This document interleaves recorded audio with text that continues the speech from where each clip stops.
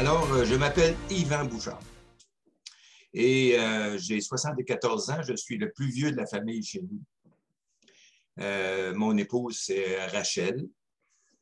Je suis natif du Saguenay et j'ai 4 enfants et 11 petits-enfants.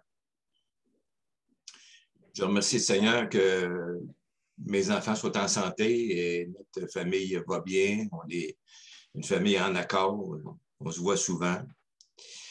Maintenant, j'ai été élevé dans une famille catholique. C'était une religion qui nous était imposée par la naissance. Quand on venait au monde, on nous baptisait, on nous rentrait dans la religion catholique, on n'avait pas le choix. Et c'était une religion sociale, une religion d'apparence. Et j'aurais aimé commencer mon témoignage en disant, moi, chez nous, Jésus-Christ était la première personne et Jésus-Christ était loué, c'était notre sauveur. Mais je peux pas le faire de même parce que c'est pas vrai, je compterais un mensonge. Bon, je reconnais, juste parenthèse, je reconnais en même temps que le Québec avait besoin d'une révolution à un moment donné. Et c'est ce qui est arrivé, mais le balancier est allé un peu trop loin, mais c'est ce qui est arrivé au Québec. En réfléchissant au fait d'apporter un témoignage de foi et de conversion personnelle, ma question, ça a été comment Dieu s'y est pris au cours de ma vie pour se faire connaître à moi. Comment Dieu s'y est pris pour se faire connaître à moi. Quels sont les événements qui m'ont amené à découvrir la personne de Dieu? Ou je dirais, quels sont les événements qui ont permis que Dieu me découvre? Comment j'ai changé mon opinion sur le Dieu de mon enfance, sur le Dieu vengeur, en un Dieu d'amour, un Dieu de commandement, un Dieu conditionnel, un Dieu qui est un juge, en un Dieu d'amour sans condition, un Dieu ami, un Dieu qui est un Père aimant. C'est tout ce que j'ai découvert en Dieu. Un Dieu qui est un Père aimant, un Dieu qui est un ami, un Dieu avec qui j'ai une relation personnelle avec lui. Alors, voici, je vais vous présenter tantôt certains événements qui m'ont rappelé mon enfance. Et l'enfance, c'est la période de l'innocence. La période où on ne se pose pas trop de questions et on prend tout ce qui nous entoure. Et on est proche de notre famille, de nos parents, de nos autorités, même de nos professeurs d'école. Ça devient tout des modèles pour nous autres. Et ça devient une façon de voir comment on doit se comporter. Donc, c'est l'innocence. On est prêt à apprendre tout ce qui nous est présenté. Maintenant, j'ai quand même des flashs dans ma tête qui me font penser à certaines choses. Par exemple, je me souviens que quand mon père allait à l'église, il se tenait en arrière de l'église, puis il sortait pour fumer, puis il jasait avec ses chums de travail. Je me souviens, dans notre église où j'étais, il y avait des richesses à l'intérieur de l'église. Tout était doré, tout était en beau bois verni, des belles boiseries. Je me souviens aussi du curé de notre paroisse qui demandait de l'argent pour construire une église neuve. Dans le temps, il demandait 1 million. 1 million de dollars, là, 35 ans, de 40 ans, c'était beaucoup d'argent. Et je me souviens que ce même curé voyageait en auto, un auto neuf de l'année, conduit par un chauffeur. Vous allez me dire, ben non, nous autres, ça ne se passait pas de même dans ma ville, dans mon village. Ben, dans ma ville à moi, là, ma petite ville, là, c'est comme ça que ça se passait. Chez nous, nous étions pauvres et le curé était riche. La paroisse où j'étais, c'était comme ça. Et puis, c'est pas... je ne parle pas à travers mon chapeau. Il y a plusieurs personnes qui pourraient en témoigner. Maintenant, 3 événements très loin, très reculés. 3 événements qui sont arrivés dès mon enfance qui m'ont marqué sans que je le sache. Premièrement, chez nous, un jour, un soir, après souper, quelqu'un est venu à la maison. Ce que j'ai découvert, c'est que le rendez-vous avait été pris en avance. Et c'était un militaire, habillé en militaire. Et il avait une Bible en main. Puis, il est venu présenter l'Évangile à mes parents. Le monsieur est parti, le militaire qui était venu parler à mes parents, il est parti. Et mon père a dit à ma mère, tout de suite après, on n'est pas pour changer de religion. Fait que le témoignage, je crois que le témoignage lui avait touché, puis à ma mère aussi. Mais on n'est pas pour changer de religion. Ils ne voulaient pas changer de religion. Pour eux autres, c'était ça. Un autre événement sur lequel je me suis souvenu, là, ma mère s'enfermait dans sa chambre. Assez souvent. Elle s'enfermait dans sa chambre. Et nos chambres, la chambre de mes parents et ma chambre, étaient séparées par un mur. Et puis, j'entendais ce qui se passait dans la chambre. Elle écoutait la radio. Fait que j'ai écouté comme il faut pour voir qu'est-ce qu'elle écoutait. Elle était sur Radio-Canada. Elle écoutait un programme avec Fernand Saint-Louis. Et Fernand Saint-Louis présentait l'Évangile. Puis, ma mère, dans ce temps-là, elle est devenue très religieuse. Elle s'est mise à aller à la messe tous les matins. Peut-être qu'un jour, ma mère, je vais avoir la surprise de découvrir qu'elle est avec le Seigneur, je ne le sais pas. Mais son moyen d'expression à elle, c'était sa religion. Parce que dans une petite ville où il n'y a pas d'église évangélique, où il n'y a pas de témoignage de chrétiens, pour elle, c'était sa façon de se rapprocher de Dieu, c'est-à-dire d'aller à l'église le matin comme elle faisait tout le temps. Mais encore là, on va peut-être avoir des surprises à un moment donné. Et en passant, j'en ai parlé à M. Saint-Louis quand je l'ai rencontré, puis il était tellement content de ça. C'est plaisant de voir des résultats après tant d'années. Un autre événement qui est arrivé, mon père travaillait en réfrigération, c'est-à-dire qu'il réparait des comptoirs et des chambres froides commerciales dans les épiceries, ces choses-là. Et je travaillais souvent avec lui, il m'emmenait travailler. Et un jour, il m'a emmené avec lui, on est allé dans le village de Sainte-Monique, au lac Saint-Jean. Et à Sainte-Monique, il y avait un magasin général. Et on est allé réparer un réfrigérateur dans le magasin général. Et le propriétaire, c'était monsieur Lindsay, qui était propriétaire de ce magasin-là. Et sur le mur de son magasin, en arrière, il y avait des dépliants et des images de la destinée de l'homme à travers le temps. Il y avait des versets bibliques, il y avait tout ça. Et M. Lindsay a présenté l'Évangile à mon père. Et mon père l'écoutait et argumentait avec. Et moi, j'étais de côté, mais j'écoutais discrètement. J'étais un petit pit, là. Je devais avoir peut-être 10 ou 12 ans. J'étais tout jeune. Mais j'ai quand même entendu le message de l'Évangile. Tu sais. Puis mon père, lui aussi, naturellement, il a partagé le message de l'Évangile. Mes parents ne sont pas convertis pour ça, là, mais il reste que ces 3 événements qui sont arrivés quand j'étais un petit gars. Et ces événements-là, je les avais oubliés, mais ça a été, je pense que ça a été comme une espèce de fondation pour plus tard. Et il y a des choses qui arrivent et qui ne sont pas des hasards. Mes parents, moi, sont décédés jeunes. Mon père est décédé à 46 ans. Ma mère à 43 ans. Nous étions une grosse famille. On était 10 enfants. Donc, mes parents ont eu le temps de faire 10 enfants et ensuite de ça, ils sont décédés. Mon père est un homme, je dirais un homme brave, un brave homme, là, qui travaillait, très entreprenant, puis vaillant, un homme qui avait à cœur sa famille. Puis en ce temps-là, la vie était, ben, comme vous savez, la vie était difficile autrement qu'aujourd'hui. Les parachutes sociaux, ça n'existait pas dans ce temps-là. Et quand tu étais pauvre, tu étais pauvre. Puis quand tu étais riche, tu étais riche. Donc, nous, on faisait partie de, pas des très pauvres, mais des pauvres.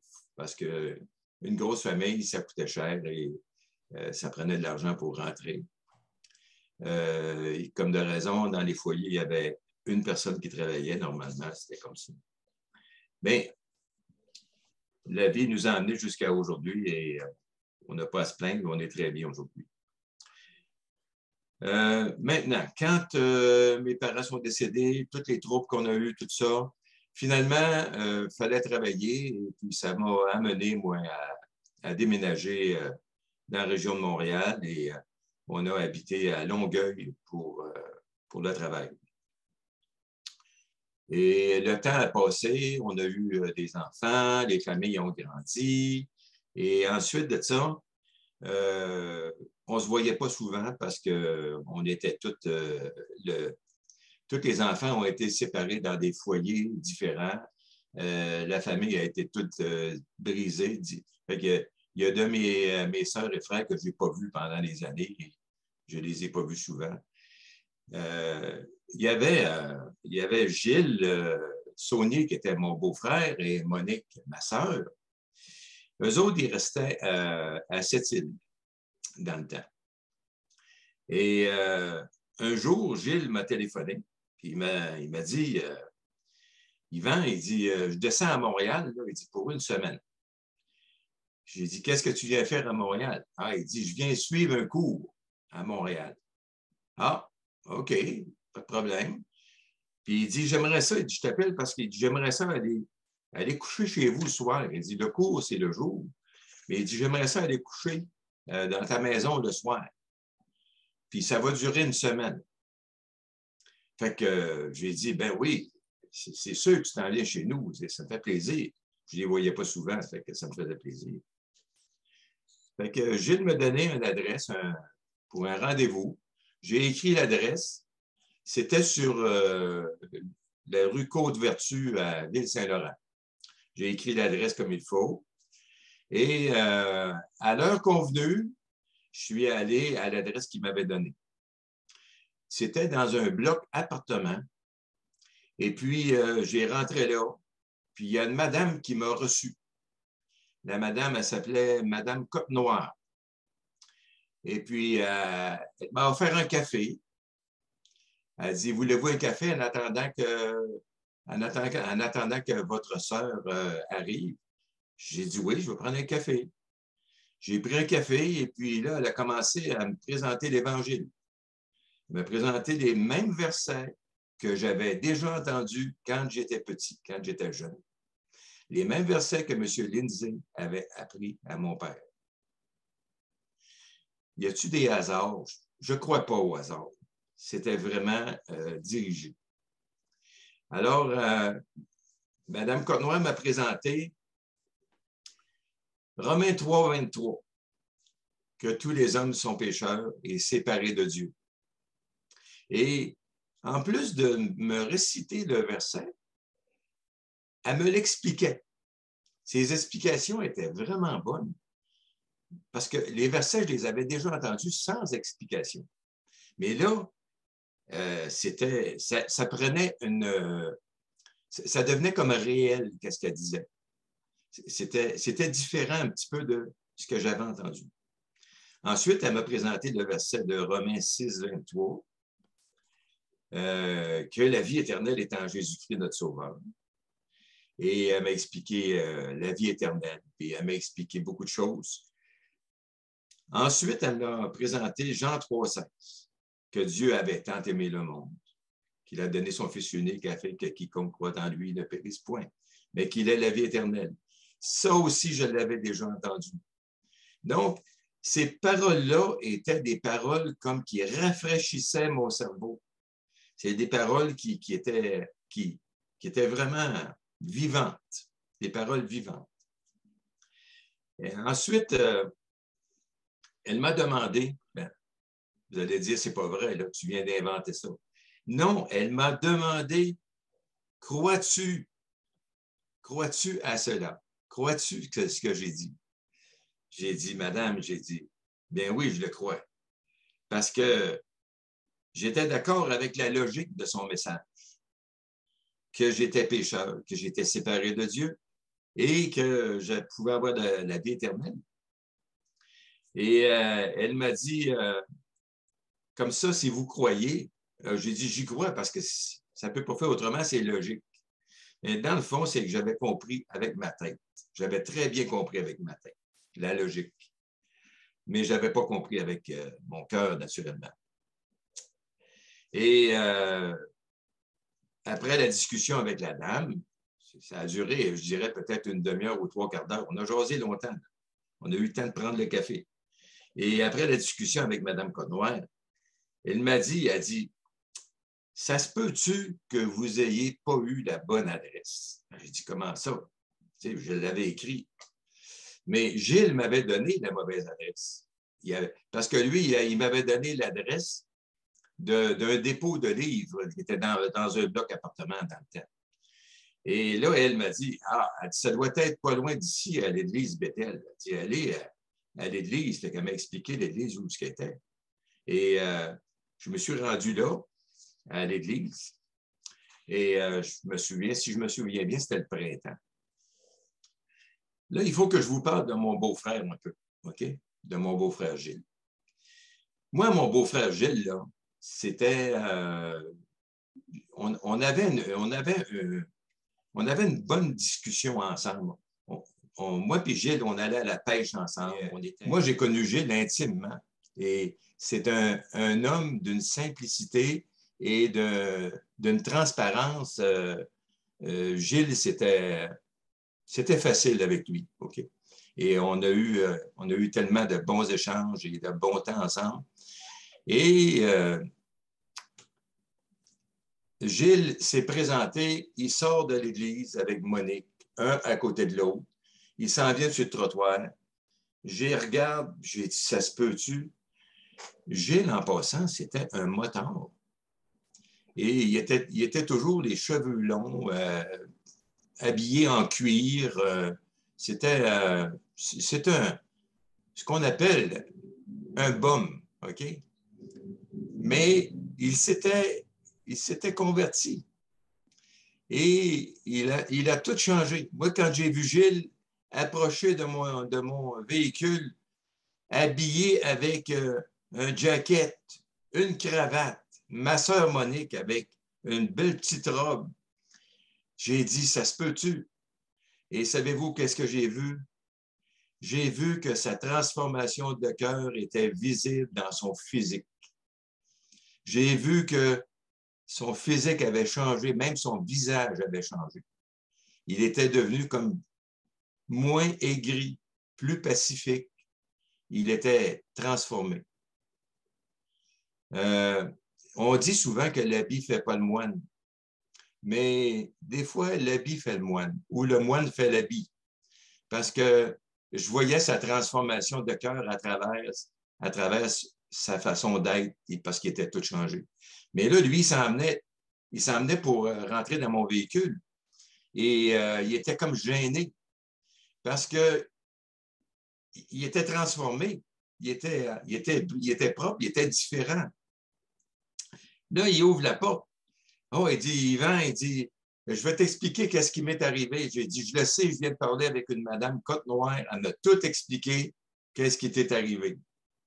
Et c'est comme ça, là, ça l'a mis à l'aise. Et puis, c'est comme ça qu'on a commencé à avoir un bon temps ensemble. Et j'oublierai jamais ce temps-là, jamais, jamais.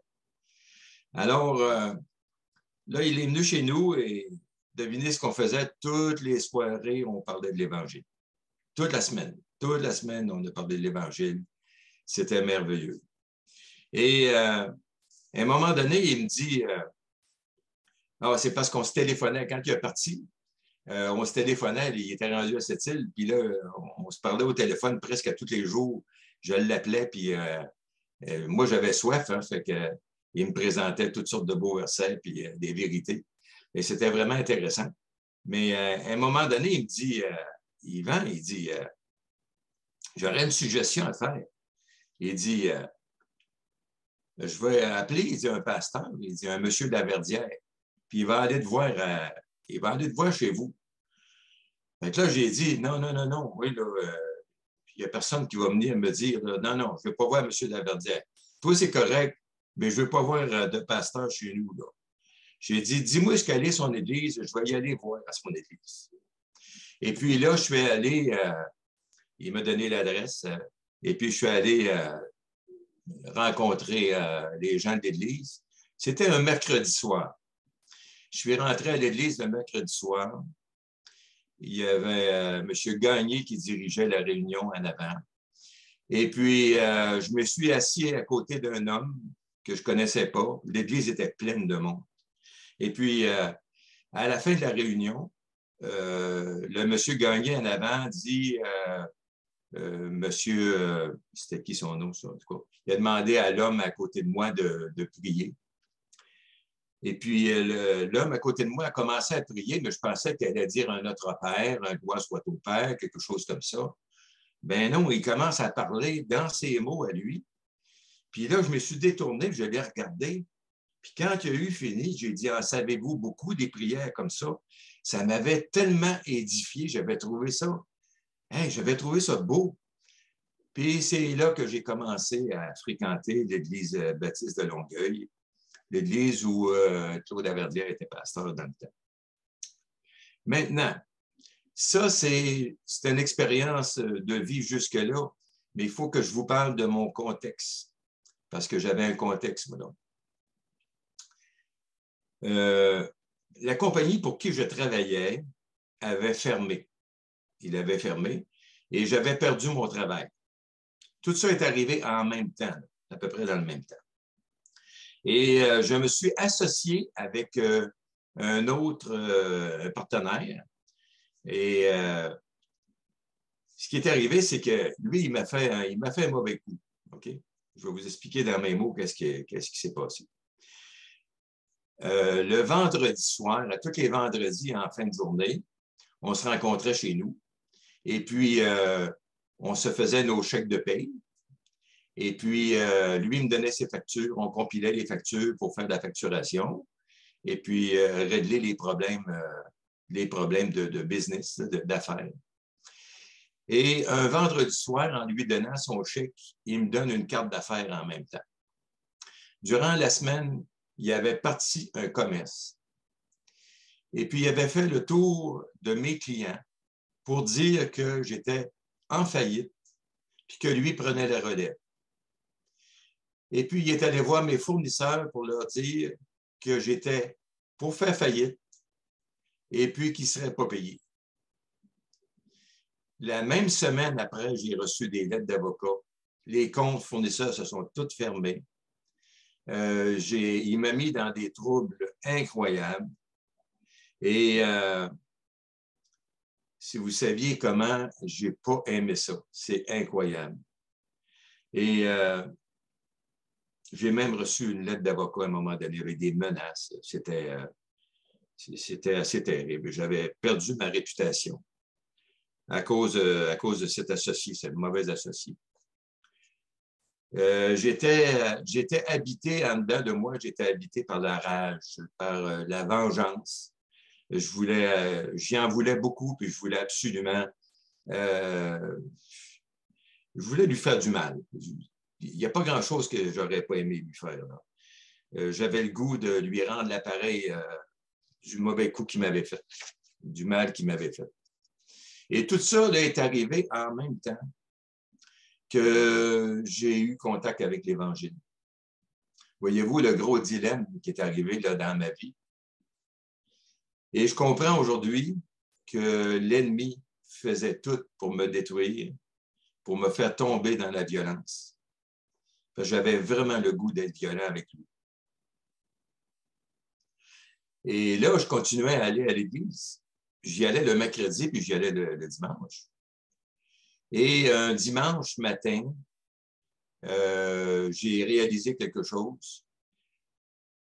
J'ai réalisé que quand on sortait de l'Église, tout le monde était joyeux, tout le monde se parlait et partageait, tout le monde avait le sourire.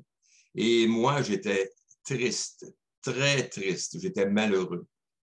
Et j'étais pas confortable dans le fait de vivre ça. Et là, j'ai parlé à mon beau-frère Gilles. Je l'ai appelé. J'ai dit, Gilles, j'ai dit, ça marche pas. J'ai dit, moi, je suis triste, là. Puis tout le monde est heureux dans l'Église. Tout le monde se parle. Tout le monde est joyeux. Mais je comprends pas pourquoi que moi, je suis pas joyeux. Pourtant, je suis là avec eux autres. Mais je comprends pas. Mais Gilles, lui, connaissait pas mes problèmes financiers. Il savait pas que j'étais habité par une vengeance et puis par de la haine puis de la colère. Fait que tout ce qu'il savait, là, c'est que j'avais besoin de rencontrer le Seigneur. C'est ça qu'il savait. Là, il dit, dis-moi pourquoi, Yvan, tu files comme ça. Pourquoi tu es malheureux? Ben, j'ai dit, je suis malheureux, je ne suis pas malheureux. C'est juste que je trouve que les autres sont heureux. Puis moi, je ne suis pas heureux. C'est un manque de gaieté que j'ai. Puis je ne sais pas pourquoi ils sont de même. Puis moi, je suis différent. Alors là, il m'a répété le verset. Jean 3,16. J'ai dit, Gilles, ce verset-là, je l'ai dit à tous mes amis. Je le connais par cœur. Oui, mais il dit, je vais te le réciter autrement. Il dit, car Dieu a tant aimé Yvan qu'il a donné son Fils unique, afin que Yvan, qui croit en lui, ne périsse point, mais qu'il ait la vie éternelle. Il dit, réfléchis là-dessus. Il dit, quiconque, il dit, c'est toi ça. Et il essayait par toutes sortes de moyens de me faire réaliser comment Jésus m'avait aimé. C'est alors qu'il me posait une question. Il dit, toi, Yvan, est-ce que tu donnerais ton fils en sacrifice pour sauver ton ennemi? Et dans ce temps-là, j'avais un petit bébé. Mon garçon avait peut-être 1 an. Et j'ai fait, l'image m'est venue, j'ai dit non, je ne donnerai pas mon fils en sacrifice pour mon ennemi. C'est impossible. Et on s'est quitté là-dessus. Il m'a dit, avant de me quitter, il dit, Yvan, il dit, prends le temps de réfléchir. Il dit, il y a quelque chose qui ne va pas. Quelque chose que tu n'as pas compris.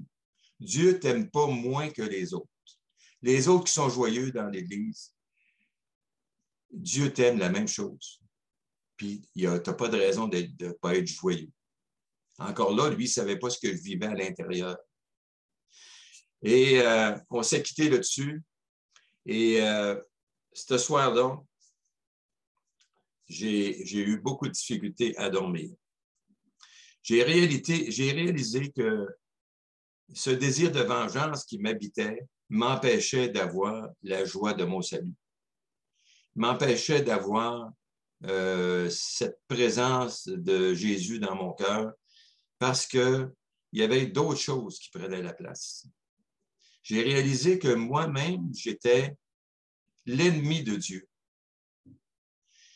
mais que lui, il n'a pas exercé sa justice sur moi, mais au contraire, il l'a donné en sacrifice son Fils unique pour le pardon de mon péché, pour le pardon de ma colère, de ma vengeance et de la haine que j'avais envers mon ancien associé. Alors, j'ai compris comment il m'a aimé. Et là, j'ai mis le nom de Yvan à la place de quiconque. Et c'est là que j'ai compris vraiment comment il m'avait aimé. Comment il avait livré son unique fils aux mains des soldats romains, que moi, je n'aurais pas fait. Mon petit bébé garçon là, qui avait 1 an, là, jamais que j'aurais donné ma vie plutôt de donner mon garçon pour un ennemi. Et Jésus, lui, a été aux mains des Romains pour se faire torturer. Et le Fils unique de Dieu, mon Créateur, a été jugé injustement. Il a été battu, il a été fouetté, il a été insulté, humilié, transpercé, crucifié sur une croix, comme un voleur, un brigand, comme quelqu'un qui n'a pas de valeur. Et le châtiment qui procure ma paix est tombé sur lui. C'est lui qui a subi à ma place. C'est lui qui a payé pour ma vengeance, pour ma haine, ma colère. Le châtiment que je méritais est tombé sur lui. Seigneur, merci pour ce châtiment que je n'ai pas eu à payer. Je rends gloire à Dieu pour tant d'amour qu'il m'a témoigné. Et j'étais comme, la Bible parle d'une brebis muette. Lui, il a été comme une brebis innocente qui s'en va à l'abattoir, mourir à ma place. Une brebis qui ne méritait pas ça. Et c'est là que j'ai découvert comment Jésus m'avait aimé. Maintenant, ça s'est terminé dans des larmes. J'ai pleuré une bonne partie de la nuit. Et le lendemain matin, j'ai parti travailler avec un cœur nouveau.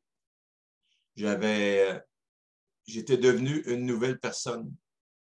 J'avais une légèreté qui est quelque chose de lourd qui m'avait quitté. Et j'avais une légèreté et un amour, j'étais en paix. Et c'est dur à vous expliquer comment ça s'est passé. Mais par après, ma vie a continué à se transformer et j'ai confié au Seigneur différentes choses avec lesquelles j'avais des difficultés, et dont la cigarette. À un moment donné, j'étais pas capable d'arrêter de fumer. Je savais que c'était pas bon pour ma santé. Et Dieu m'a libéré. Dieu m'a libéré. Jésus m'a libéré de la cigarette. Un jour, j'arrivais de travailler et je prenais un petit coup, même nouveau chrétien, j'aimais ça prendre un verre de vin.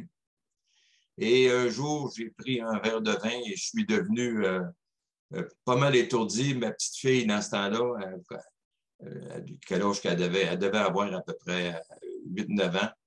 Elle s'est tournée vers moi, puis elle m'a regardé, puis elle était scandalisée parce que je riais, puis je me parlais toute seule, puis fait que j'ai dit à ma fille, j'ai dit prends des bouteilles, là, puis apporte-les à papa. Puis j'ai toutes pris les bouteilles, je les ai toutes vidées dans le lavabo. J'ai arrêté de prendre la boisson. J'ai eu toutes sortes de petites victoires comme ça que Dieu m'a donné. C'est des cadeaux que j'ai eus à travers ma vie chrétienne à cause de l'acceptation de Jésus à la croix, à ma place. Et quand j'allais à l'église après, j'étais dans la joie et je comprenais quelle chimie qu'il y avait entre les frères et les sœurs. Je comprenais quel esprit nous animait. Et j'ai eu des bons temps.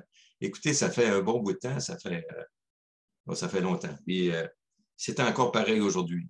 Quand je rencontre des frères et sœurs que je n'ai pas vus depuis longtemps, c'est plaisant.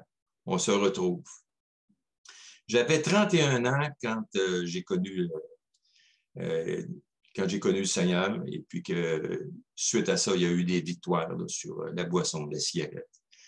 Ma confiance est en Dieu et je bénis le Seigneur pour tout ce qu'il fait. Il bénit ma famille. Il bénit mon Église. Il bénit tous les gens qui m'entourent et que j'aime. Et présentement, c'est un privilège de travailler pour le Seigneur, de travailler pour lui, de lui confier ma vie, de lui confier tous mes besoins et de lui présenter aussi ma famille, mes enfants. Et le témoignage chrétien est important, mes frères et sœurs.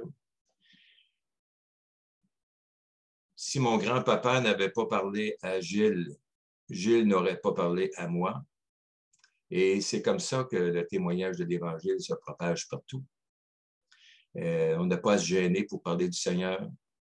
C'est une puissance qui nous habite. Il s'agit de s'en servir. Je termine et j'aimerais ça vous lire juste un petit passage de Ésaïe 53 pour terminer.